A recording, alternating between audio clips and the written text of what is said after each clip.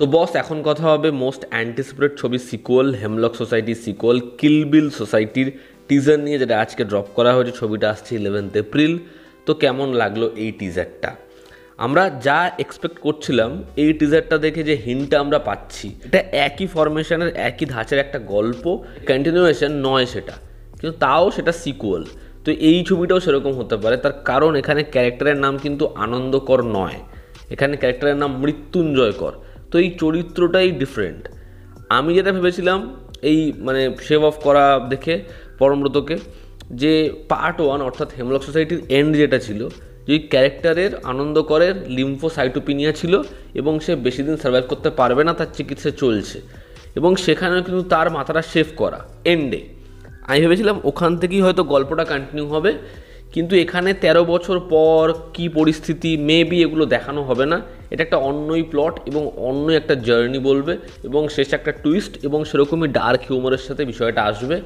তো আমার মনে হয় না যেটা কন্টিনিউয়েশন। আর এখানে হিন্ট পরিষ্কারভাবে মনলগে দিয়েই দিল। তো যাই হোক, আমরা সেই এখন অনেক রাত গানটা শুনতে পাচ্ছি অনুপমের গলায়, এবং গানটার লিরিক্সে হয়তো খুব সামান্য চেঞ্জেস করা হবে, এবং আমরা দেখতে পাচ্ছি পরমব্রতর ক্যারেক্টারটা, যে একজনকে গুলি করছে এবং সে বলছে যে সে মৃত্যুঞ্জয় কর, এবং সে আর কোনো এমন সোসাইটি চালায় না যেখানে মানুষকে এই সুইসাইড থেকে বের করার জন্য ট্রেনিং দিয়ে বোঝানো হয় জীবনের গুরুত্বটা। আমরা দেখতে পাই বন্দুকে সাইলেন্সার লাগিয়ে একজনের মাথায় সে গুলি করে, এবং মাথা থেকে রক্ত ছিটে কাচে পড়ে, সে সেখানেই বসে পড়ে, আর অনুপম রায়ের গানটা আপলিফটেড হতে থাকে। এর মাঝে মাঝে আগের অর্থাৎ হেমলক সোসাইটির আনন্দকরের যে ক্যারেক্টারটা ছিল, সে কতটা প্রাণবন্ত ছিল সেগুলো দেখানো হচ্ছে। এবং খুব ভালো করে যদি আমরা মনে করি, তো হেমলক সোসাইটিতে কোয়েলের যে ক্যারেক্টারটা ছিল, সে বলেছিল যে এর প্রতি ভালোবাসার বা প্রেমে পড়ার অনেক কারণ রয়েছে। ঠিক আছে, সে ভালো গান করতে পারে, তার হিউমার খুব ভালো, সেন্সিটিভ। তো ওই বিষয়পত্রগুলো আমরা হালকা হালকাভাবে দেখতে দেখতে থাকি, এবং এই চরিত্রটাকে যখন পুরোপুরি রিভিল করা হয়, যেরকমভাবে বন্ধুকে ফু দিচ্ছে এবং চরিত্রটাকে যেরকম দেখতে লাগছে, তো সেটা সম্পূর্ণই আলাদা শেডের একটা ক্যারেক্টার। হেমলক সোসাইটির যে লোগোটা, যে ফন্টটা, যে ব্যাকগ্রাউন্ডটা, সেটা ছিল হচ্ছে ওই লিফলেট যেরকম ক্যাটক্যাটে পিঙ্ক কালারের ওপরে হয় সেরকম ছিল, সেই খোলসটা বদলে যায় এবং ক্যাটক্যাটে হলুদ কালারের ওপরে আসে। আর ব্যাকড্রপের মধ্যে উপড়ে নেব নিজেকে, এরকম ধরনের যে লিরিক্সগুলো সেগুলো আছে। ওভারঅল আমি তো এরকম কিছু এক্সপেক্টই করিনি, যেরকমভাবে গুলি করে দেয় নম্রতর ক্যারেক্টারটা, ওরকম একটা মনোলগ যে সে আনন্দকর নয়। আমরা তো জানতাম আনন্দকর ফিরছে, এ আনন্দকর কিন্তু নয়, এ মৃত্যুঞ্জয় কর, এবং প্রফেশনটাকেই যেরকমভাবে দেখানো হলো, তো এটা তো খুবই সারপ্রাইজিং ছিল।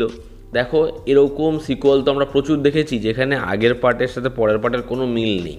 ঠিক আছে, এবার সৃজিত মুখার্জি এরকম ছবি বহু বানিয়েছেন, সিকুয়াল বানিয়েছেন, যেগুলো অবশ্যই লিঙ্কড।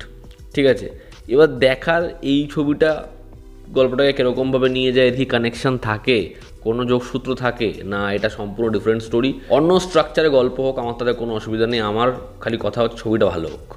ঠিক আছে, এত বছর 13 বছর পর এই ছবিটার সিকুয়াল হচ্ছে, আমি চাই ছবিটা ভালো হোক। যে মজাটা, যে জাদুটা হেমলক সোসাইটি সেই সময় করতে পেরেছিল, সেই ছবিটার গান, সেই ছবিতে কোয়েল পরমব্রতর পারফরমেন্স, ছবির মেকিং, ছবির এন্ডিং, শেষের যে টুইস্ট, সেগুলো যেরকমভাবে ওয়ার্ক করেছিল, আমি চাই এই পার্টেরও সেই জিনিসপত্রগুলো সেরকমভাবে ওয়ার্ক করুক। সৃজিত মুখার্জিরা আমরা সত্যি বলে সত্যি কিছু নেই, রিসেন্ট টাইমসে দেখেছি, খুব ভালো বানিয়েছেন। তো আমি চাই এই ছবিটাও যেন ভালো হয়, যেন জোর করে সিকুয়াল বা জোর করে মনে না হয়। তো এই ছিল আজকের ভিডিও। তোমাদের কি অপিনিয়ন, তোমরা যারা টিজারটা দেখছো তোমাদের কেমন লেগেছে জানিও। 11 এপ্রিল ছবিটা আসছে, অপেক্ষা বেশি নেই।